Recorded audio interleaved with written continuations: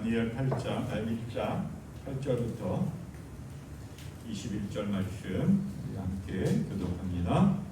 다니엘은 뜻을 정하여 왕의 음식과 그가 마시는 포도주로 자기를 더럽히지 아니하리라 하고 자기를 더럽히지 아니하도록 환관장에게 구하니 하나님이 다니엘로 하여금 환관장에게 은혜와 긍휼을 얻게 하시니라.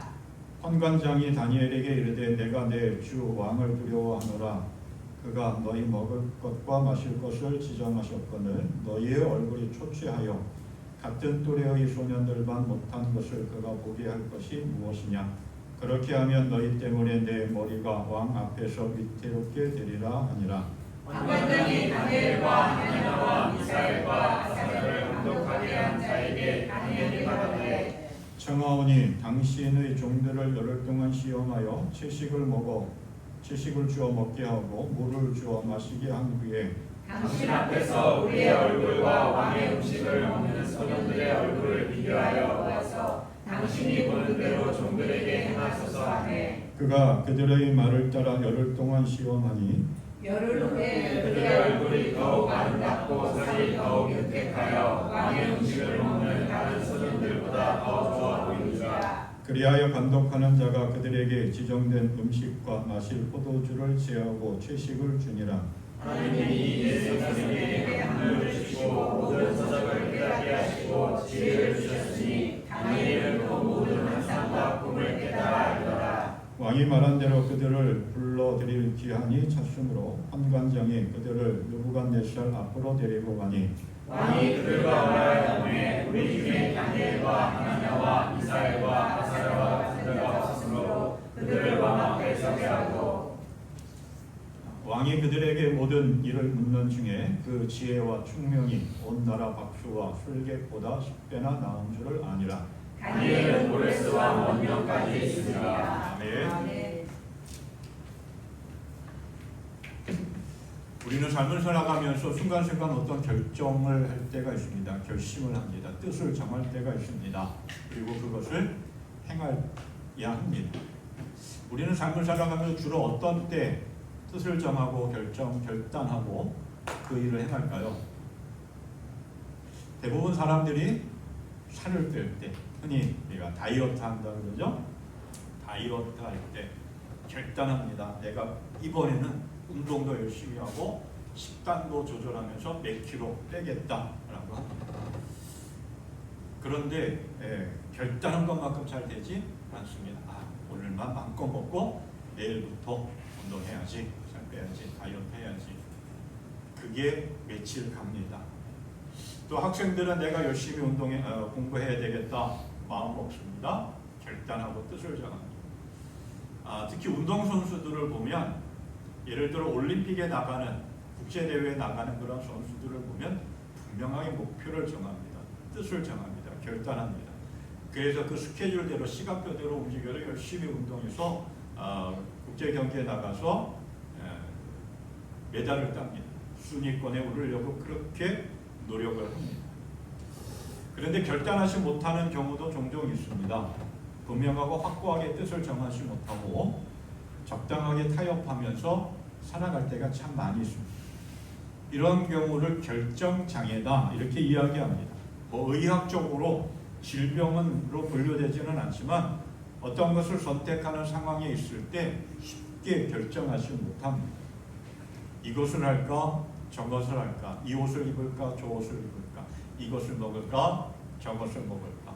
그래서 짬짜면이 나오고 또 떡볶이와 라면이 합친 라볶이가 나오고 이렇다고 합니다.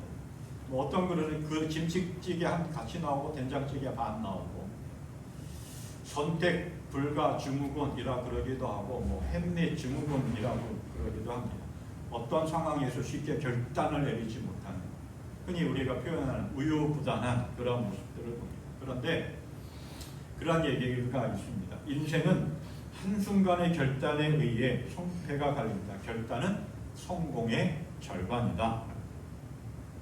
성공을 위해서는 올바른 선택을 해야 되고 또 분명하고 확고한 결단을 해야 된다라고 합니다. 그래서 이게 다 적용될 수는 없겠지만 성공하는 사람과 그렇지 못한 사람의 차이점이 있다라고 하는 거예요. 그 차이가 뭘까? 어떤 글을 보니까 성공하는 사람과 그렇지 못한 사람의 차이는 성공의 A, B, C가 있느냐 없느냐라고 이야기합니다. 성공의 A, B, C가 뭐냐? 태도, attitude, 또 믿음. 모든 성공의 시작은 태도에 있다라고 이렇게 이야기합니다.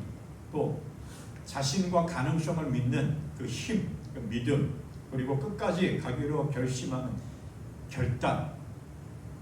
그래서 이 세 가지의 요소가 잘 행할 때 성공할 수 있다는 거예요. 근데 이게 꼭 우리의 인생만 그러느냐? 우리의 신앙도 마찬가지라고 하는 거예요. 우리는 신앙의 삶을 살아가면서 우리를 유혹하고 넘어뜨리려고 하는 그러한 마귀들이 늘 우리를 대적하고 있습니다. 세상은 우리가 건강하게 온전하게 신앙생활을 하는데 걸림돌이 되고 방해하고 유혹하고 있습니다. 그냥 내버려 두지 않습니다. 그래서 하나님의 사람으로서 하나님의 사람답게 하나님의 은혜를 받고 부름을 받은 사람들답게 신앙생활을 해야 되려면 뭔가 분명하게 뜻을 정해야 됩니다. 결단해야 됩니다. 우리가 그 힘들고 어려운 그러한 세상 속에서 우리가 건강하게 온전하게 신앙생활하지 못하게 물어뜯고 물고 자빠지고 붙잡고 있는 그러한 세상 속에서 믿음으로 결단하고 하나님의 사람답게 건강한 신앙의 삶을 살아갈 수 있기를 바랍니다. 그러한 사람들 가운데 대표적으로 성경에 보면 많은 사람들이 등장하는데 그 특별히 대표적인 사람은 누구냐면 다윗을 생각해 볼 수가 있습니다. 다윗은 늘 하나님의 은혜 가운데 삶을 살아가면서 하나님의 사랑을 받으며 하나님을 또한 사랑하며 예배하는 삶을 살아가요. 다윗은 늘 결단했습니다. 하나님 내 속에 정결한 마음을 주시옵소서. 늘 하나님을 예배하며 말씀대로 삶을 살아가기로 결단하며 삶을 살아갔어요. 그 모압 여인 룻이라고 하는 사람도 한번 생각해 봅니다. 그 시어머니 나오미를 통해서 하나님을 알게 됐습니다. 시어머니 나오미가 고향으로 돌아갈 때 두 아들 남편 다 죽고 자기 집으로 고향으로 돌아가려고 할 때 오르바와 룻 두 며느리들을 집으로 다시 돌려보내려고 합니다. 그때 룻은 어머니의 하나님이 나의 하나님이고 어머니가 믿는 그분이 나도 믿겠습니다라고 결단하며 믿음의 길을 떠납니다. 그로 인해서 그 룻은 다윗의 할머니가 됐고 예수님의 믿음의 족보에 오르는 놀라운 은혜를 경험했습니다. 그렇게 믿음으로 삶을 살아가겠다. 하나님의 사람답게 삶을 살아가겠다. 뜻을 정한 사람들이 오늘 성경을 통해서 우리를 만납니다. 다니엘과 하나냐, 미사엘, 그리고 아사랴 이 네 명의 인물. 성경의 이야기를 한번 봅니다. BC 576년 남왕국 유다는 바벨론에 의해서 멸망합니다. 그때 남왕국 유다의 왕은 여호야김으로 왕이 오른 지 3년째 되는 해입니다. 느부갓네살, 바벨론의 왕 느부갓네살이 예루살렘을 침공하고 정복합니다. 예루살렘을 황폐화시키고 예루살렘 성전을 불태워 무너뜨립니다.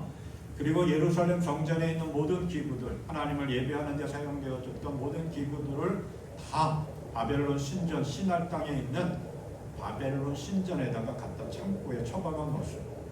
그리고 남왕국 유다의 왕인 여호야김을 비롯해서 왕족과 귀족의 자녀들을 바벨론으로 포로로 끌고 갑니다. 그때 다니엘과 하나냐와 미사엘과 아사랴도 있었습니다.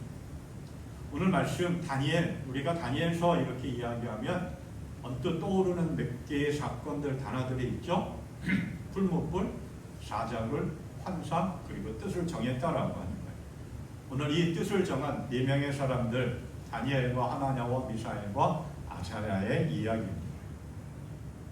바벨론 왕 느부갓네살이 황관장 아스부나스에게 명령합니다. 이스라엘 백성들 특히 왕족과 귀족의 자녀들을 가운데서 흠이 없고 용모가 잘생기고 모든 일에 지혜롭게 잘 행할 수 있는, 흔히 말해서 장래가 충만이 되어지는 지식이 있고 자기 자신을 잘 관리하고 가꾸고 있는 그러한 사람들, 뭔가 완벽할 정도로 되어져 있는 장래가 충만되어지는 그러한 청소년들을 선택해서 바벨론 왕궁에서 3년 동안 공부시켜라, 훈련시켜라, 그렇게 명령을 내립니다. 그래서 환관장 아수부나스가 왕의 명령을 듣고 그 바벨론의 포로로 끌려온 유대 민족들의 왕족과 귀족들 가운데 많은 청소년들을 선별합니다. 그 가운데 이 4명의 사람 다니엘, 하나냐, 미사엘, 아사랴가 있습니다. 보통 바벨론 왕궁에 3년 동안 공부하면 14살서부터 17살까지의 청소년들이었다고 합니다. 그러니까 대부분의 몇몇 학자들은 이때 끌려왔던 다니엘과 3명의 친구들은 14살이나 15살, 많아야 16살이었을 것이다 라고 이야기합니다. 3년 동안 공부합니다. 요즘 우리식으로 말하면 중고등학생들 3년 동안 공부하는 그 과정을 바벨론에서 왕궁에서 있었던 거예요. 이름까지 바꿔 놓습니다. 다니엘은 하나님은 나의 심판자라고 하는 뜻입니다. 그런데 베리오, 그의 생명을 보호하소서라고 하는 뜻을 가진 벨드사살로 이름을 바꿉니다. 여호와는 은혜로우시다라고 하는 뜻인 하나냐는 다르신, 야쿠의 명령, 이러한 뜻을 가진 사드락으로 이름을 바꿉니다. 다르신 야쿠는 바벨론의 2번째의 신입니다. 또 하나님과 같은 자 누구인가 라고 하는 뜻인 미사엘은 다르신 야쿠에게 속한 자라고 하는 뜻인 메삭이라고 하는 이름으로 바꿉니다. 여호와께서 도우셨다라고 하는 뜻인 아사랴는 느고의 종이라는 뜻인 아벳누고로 이름을 바꿉니다. 그래서 우리가 성경에서 이 다니엘과 세 친구들 이야기할 때 다니엘과 사드락과 메삭, 아벳누고 늘 들어왔던 이름들이죠. 근데 이건 이름을 바꾼, 이름이라고 하는 것은 그 사람의 정체성을 말합니다.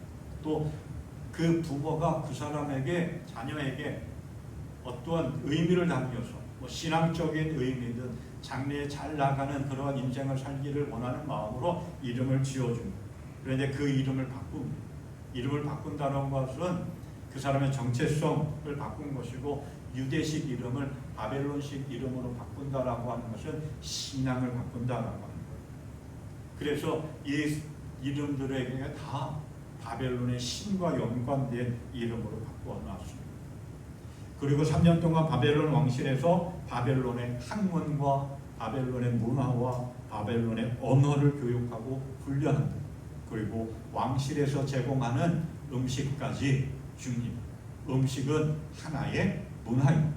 그 나라, 그 민족, 우리나라는 김치나 발효 음식들에 대한 문화가 있습니다. K푸드, 지금 전 세계가, 그죠? 이 K문화, K컬처를 통해서 흘러나가면서 K푸드, 우리 한국에 보유한 음식들이 전 세계로 먹어보면 뿅 갈 정도로.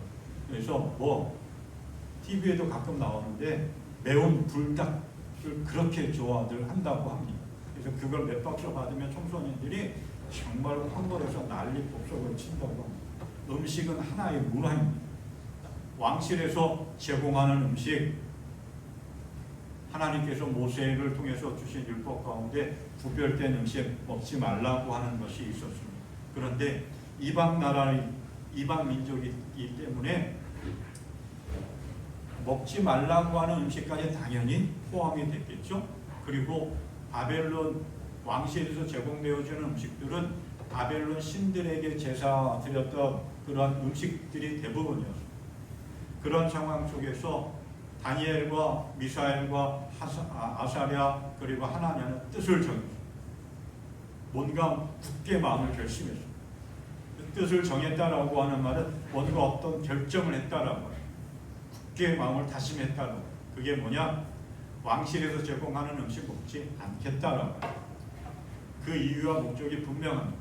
자신의 몸과 자신의 마음과 자신의 생각, 생활 더 더럽히지 않겠다라고, 죄악으로 물들이지 않겠다라고, 죄악된 세상에서 삶을 살아가고 있지만 죄악의 길에 들어서지 않겠다 결단한 것.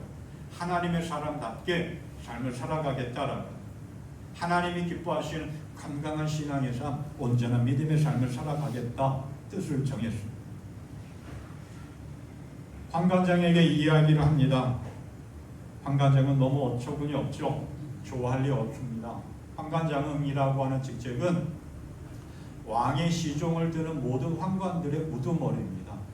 그러니까 느부갓네살 왕이 환관장 아스부나스에게 그 포로로 잡혀와서 3년 동안 바벨론 왕궁에서 교육받고 훈련하는 그 모든 것들을 다 일임했습니다. 모든 책임과 모든 권한이 그에게 있습니다. 하지만 왕이 수시로 와서 점검을 할 수도 있습니다. 그러니까 환관장의 입장에서는 곤란할 수밖에 없습니다. 그래서 이렇게 이야기하죠. 너희 때문에 내 목숨이 왕 앞에서 위태롭게 될 것이다. 정말 난처하다라고 합니다. 하지만 강하게 그 뜻을 거부한 것은 아니었습니다. 그래서 다니엘은 감독관에게 찾아가서 이렇게 이야기합니다. 부대 종들을 열흘 동안만 시험하여 보시기 바랍니다. 우리에게 채소를 주어서 먹게 하고 물을 주어 마시게 하여 보십시오. 그런 다음에 우리의 얼굴빛과 왕이 내린 음식을 먹는 젊은이들의 얼굴빛을 비교하여 보시고 이 종들의 요청을 처리하여 주시기 바랍니다. 그래서 감독관은 열흘 동안 시험합니다. 기회를 줍니다. 그리고 열흘 후에 지나서 보니까 다른 아이들과 비교해 볼 때 뒤처지지 않았습니다. 오히려 더 건강해 보였습니다. 얼굴에 화색이 돌고 혈색이 좋았습니다. 그래서 감독관 그리고 환관장은 다니엘과 3명의 친구들에게 왕실에서 제공하는 음식이 아닌 이들이 요구한 대로 채소와 물만 주었습니다. 그렇다고 다니엘과 하나냐, 미사엘, 아사랴가 뭐 채식주의자도 아니고 다이어트도 하기 위한 것도 아니고 그냥 하나님 뜻대로 하나님의 사람답게 삶을 살아가기로 결단했다. 그랬더니 하나님께서 도와주셨습니다. 환관장의 마음도 움직여주셨고 감독관의 마음도 움직여주셨을 뿐만 아니라 다른 모든 사람들보다 더 뛰어난 지혜, 지식의 은혜를 주셨고 특별히 다니엘에게는 꿈을 해석하는 그러한 은혜도 주셨습니다.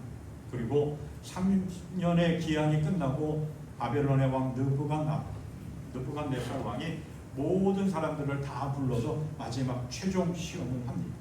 그랬더니 다니엘과 하나냐와 미사엘과 또 아세라 이 4명의 사람, 하나님의 사람답게 살기로 결단하고 뜻을 정했던 그 사람들이 그 누구보다도 탁월하고 뛰어났다는 10배 높았다라고 합니다. 그래서 왕 측근에서 섬기는 그러한 고위 관리의 자리에 올랐고 특별히 다니엘은 왕조 나라가 바뀌기까지 고레스 왕 원년까지 고위 관리에 있었다. 이렇게 성경은 이야기합니다.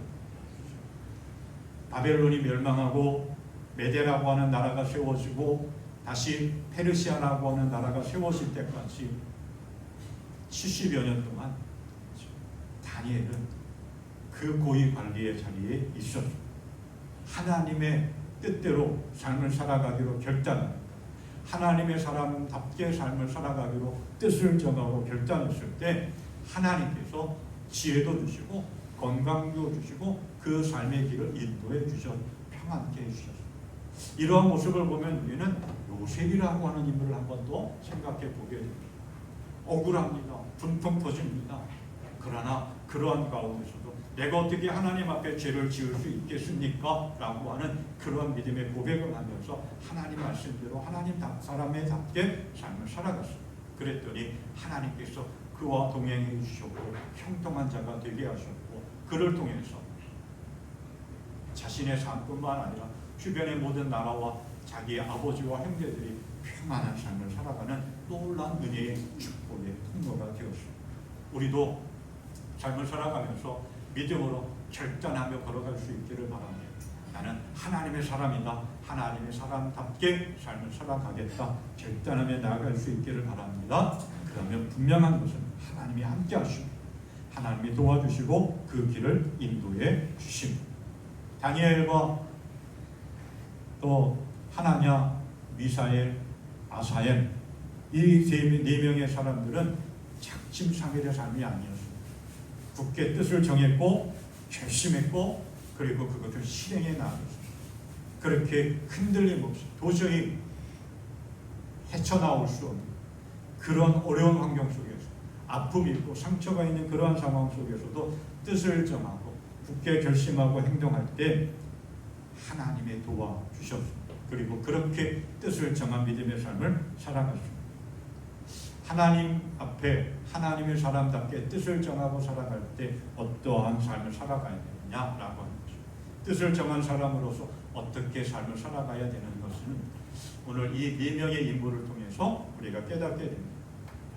하나님의 사람답게 뜻을 정한 사람은 결코 타협하지 않는 믿음의 삶을 살아가야 합니다. 바벨론의 왕 느부갓네살 남한국 유다를 정복하면서 장래가 촉망되는 왕족과 귀족의 자녀들을 포로로 끌고 갔습니다. 12살, 17살 정도 되는 그런 어린 아이들이 바벨론화 시키기 위해서 바벨론 왕궁에서 3년 동안 집중적으로 시킵니다. 교육시킵니다. 먹을 것도 주고 바벨론 문화, 언어, 학문을 익히게 합니다. 그 당시 바벨론은 세계의 중심이었던 거죠. 음식도 주면서 문화와 양식을 익히게 합니다. 유대의 이름도 바꿔서 바벨론 이름으로 바꾸어놨습니다. 유대의 문화를 잊어버리라고 합니다. 옛날 우리나라도 그러한 아픔의 역사가 있었죠.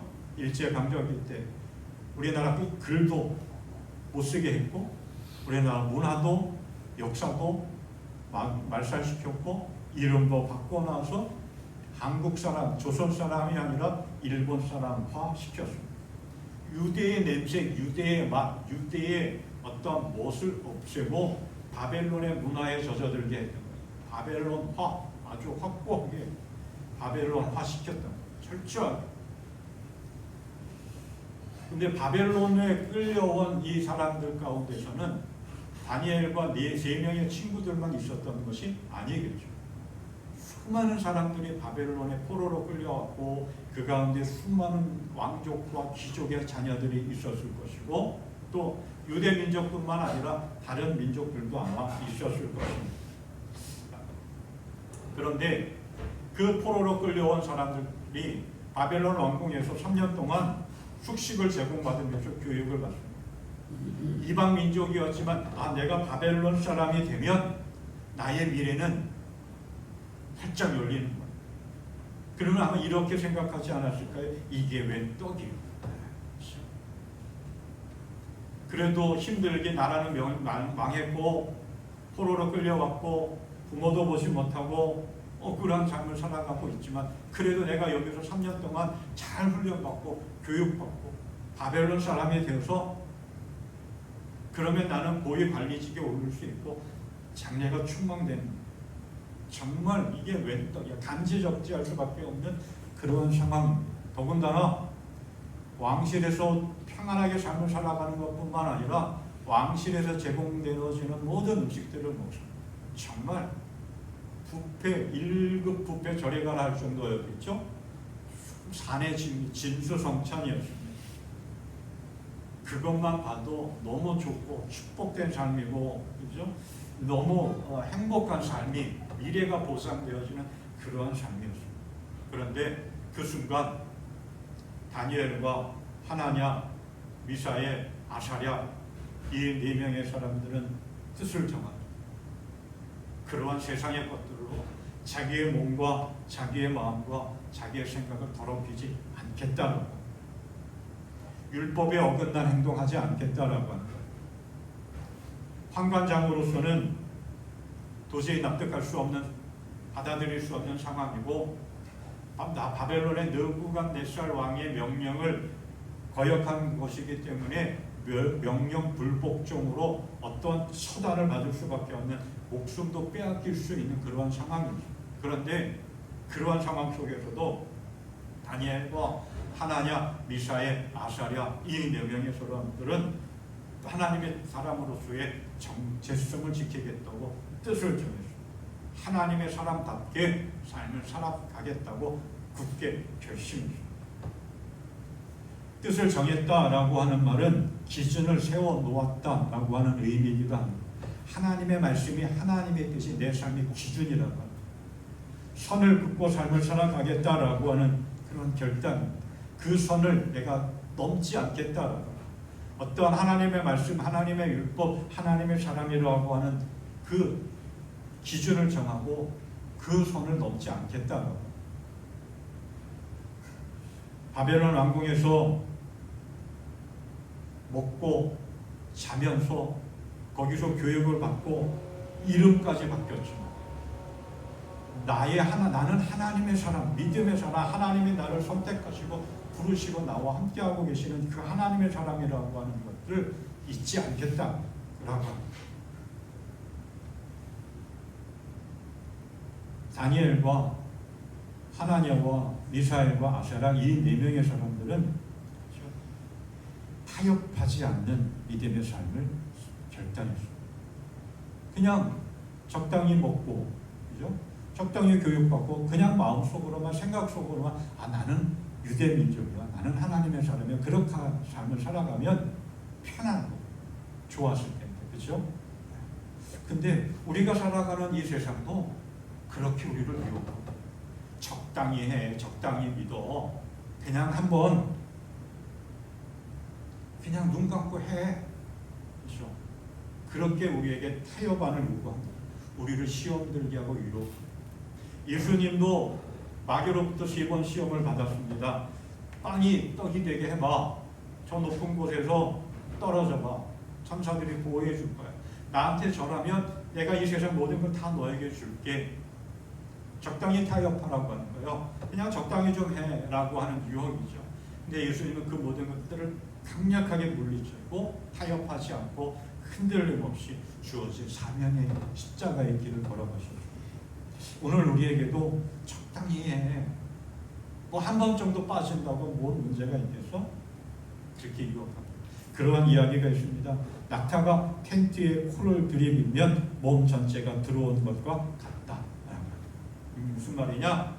이러한 이야기예요. 사막의 한가운데 한 사람이 텐트를 치고 모래바람을 피하고 있었습니다. 낙타가 거센 바람 때문에 코를 텐트에다가 들입니다. 주인은 낙타가 안쓰러우니까 또 텐트가 좀 여유가 있으니까 조금씩 들어오게 양보합니다. 그리고 나중에 보니까 낙타가 텐트 중앙을 차지하고 있고 사람은, 주인은 텐트 밖으로 쫓겨났다는 거예요. 오늘 우리들의 신앙의 삶이 그렇습니다. 유혹합니다. 적당히 타협하라고 합니다. 가질 거 한 번 정도 그냥 대충 그렇게 하고 그냥 마음만 중심만 잡고 있으면 돼 라고 유혹하는데 결코 그렇지 않다라고. 한 번 넘어지면, 한 번 타협하면 끊임없이 넘어질 수밖에 없는 것이 우리의 연약한 신앙의 삶입니다. 우리는 하나님의 사람입니다. 세상의 그 어떠한 것과도 바꿀 수 없는 하나님의 은혜와 능력이 우리의 삶 속에 있습니다. 우리는 세상의 믿음의 삶을 살아가면서 세상에, 죄악된 세상에 있지만 죄악의 자리에 서 있지 않게, 죄악의 자리에 앉지 않게, 죄악의 길을 걸어가지 않게, 타협하지 않는 굳건한 믿음으로 결단하며 걸어갈 수 있기를 바랍니다. 또 하나, 하나님의 사람답게 뜻을 정한 사람은 지혜롭게 행동하며 삶을 살아갑니다. 다니엘과 미사엘과 하나냐와 아사랴 이 4명의 사람들이 왕실에서 제공하는 음식을 나는 먹지 않겠습니다 하고 결단합니다. 그런데 그냥 무례하게 자신의 고집을 내세우며 무작정 왕실의 제공 음식을 거부한 것이 아니었습니다. 먼저 환관장한테 찾아가서 그 상황 우리들이 이렇게 결심했습니다 라고 이야기합니다. 이 4명의 사람이 환관장을 찾아갔다라고 하는 것은 환관장의 권위를 인정했다라고 하는 거예요. 예의를 갖춘 거예요. 무례하지 않았습니다. 질서 있게 행동한 거예요. 그리고 환관장이 강력하게 거부하고 반대하지 않으니까 누구를 찾아갔느냐? 환관장이 지명한 감독관을 찾아가서 우리에게 열흘 동안 시험해 보십시오. 테스트 해달라고 하는 거예요. 기회를 달라고 하는 거예요. 우리는 신앙의 삶을 살아가면서 내 신앙을 지킨다고 무례하게 직장 관계, 친구 관계, 이웃과의 관계 속에서 예의를 갖추지 않고 무례하게 그냥 내 뜻대로 내 고집대로 행할 때가 참 많이 있습니다. 근데 하나님은 질서의 하나님. 예수님이 이렇게 말씀하셨죠. 너희는 뱀과 같이 슬기롭고 비둘기같이 순진하게 되어라. 또 이렇게 이야기했어요. 바울 사도가 모든 것을 다 덕을 세우는 것이 아닙니다. 그러므로 여러분은 먹든지 마시든지 무슨 일을 하든지 모든 것을 하나님의 영광을 위하여 하십시오. 여러분은 유대 사람에게도 그리스 사람에게도 하나님의 교회에도 걸림돌이 되지 마십시오. 하나님은 무질서의 하나님이 아니라 질서의 하나님이라고 이야기하고 있습니다. 우리는 세상의 빛과 소금의 사명이 있습니다. 그 빛과 소금의 사명을 감당하라고 예수님이 우리에게 말씀하셨습니다. 빛과 소금의 사명을 감당하려면 지혜롭게 해야 합니다. 예의를 갖추어야 합니다. 질서 있게 행해야 합니다.